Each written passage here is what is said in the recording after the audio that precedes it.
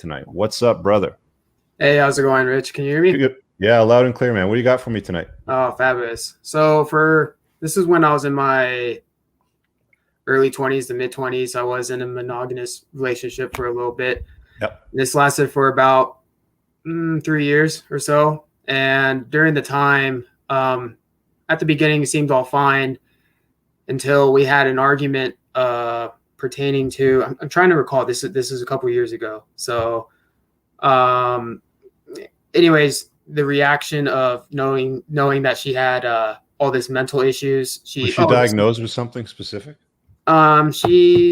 She's on antidepressants, and what was the argument? So I get a text, and I just get in my garage, and all of a sudden she's like, Brian, this is the last time you're gonna ever talk to me. Like, what does that mean? Like, we break up or something like that?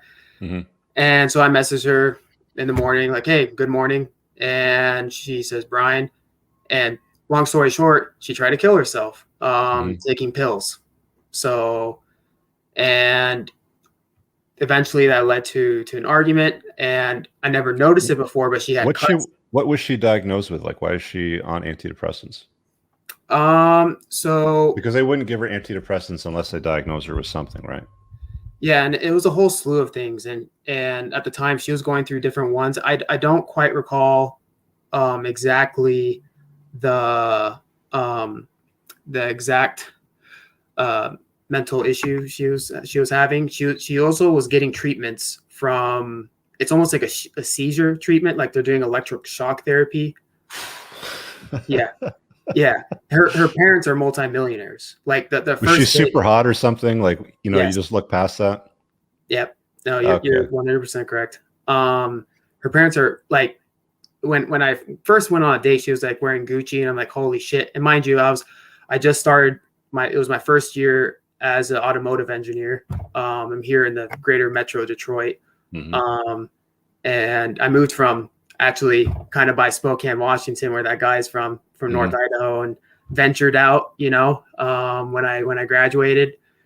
And anyways, so she's done like 20 something of these electric shock therapies, which she had short-term memory loss. Like, there's a lot of times I need to repeat myself, and like a whole slew of other things.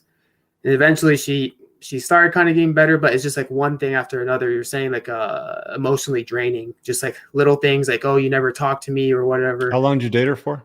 For roughly about 3 years. Yeah. You went through that for 3 years. Yeah. And I think that's attributed to a little bit towards my childhood, but I don't think I want to be diving into that, just in the respect of being utilizing the time and the subject matter that I'm presenting.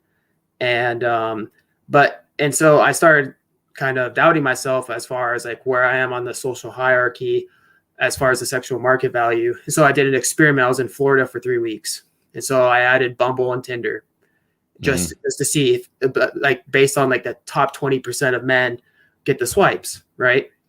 And I think on Bumble, if I recall right, it, like, you can swipe to, I think, 50 people like per day. Anyways, at the end of it all, I had 300 some women within a 3-week time period that liked me. In that respect. Okay, let me stop you there, because I mean, like, the whole thing with the pull in on this was like you had an experience to share with a woman that had a diagnosis and was also on SSRIs or antidepressants. I want to stay on that because it kind of contributes to the topic tonight. So what advice would you give to guys? Like, what advice would you give yourself if you could go back and talk to yourself before you entered that relationship with that chick? Okay. Yeah. Looking back at it now, it's knowing how she reacts if you get in an argument. Because sometimes there will be, and on top of that, she was also sexually abused from her previous boyfriend. Yeah. So the first time we ever had like a sexual encounter, it was fine, but I heard it the next day, and almost making like sexual accusations that like I, was forceful on her or anything of that sort. And gotta be careful with that, man. Exactly. You gotta be careful with stuff like that. And seeing all these red flags. So from that, like you were stating, any body like cuts or any of that sort, right? I looked past that, and she had those. The way she reacted, like as far as, was there any accountability taken by her for her results in life? Was there any ownership taken? there actually was a few times, like because I'll stop talking to her when she freaked out. I was like, went cold shouldered. I'm not gonna talk to you. It's like when you want to talk to me and actually, so the like, accountability was taken when you soft nexted her. Yeah. And then did that stay, or did it go away when she resumed the relationship? It went away for okay, for so a that's an period of actor. time. Okay, so that's an actor. Okay, Okay. so that's pretty common with borderline personality type of women, right? Is they're hot, they're cold, they make you feel like all of a sudden they just get you, sort of thing. You got to be really careful with that. Have you read my book? I have. Yeah, I Yeah. just I read it pretty much the day after you had it on Amazon. So Okay, good. Yeah, go through it again. I mean, there's stuff in there that you probably need to refresh yourself on, but I'm going to move on because we're getting close, the wrap yeah. up time. But that's super important to consider too. Okay. Okay. Yeah. All right, man. Take care.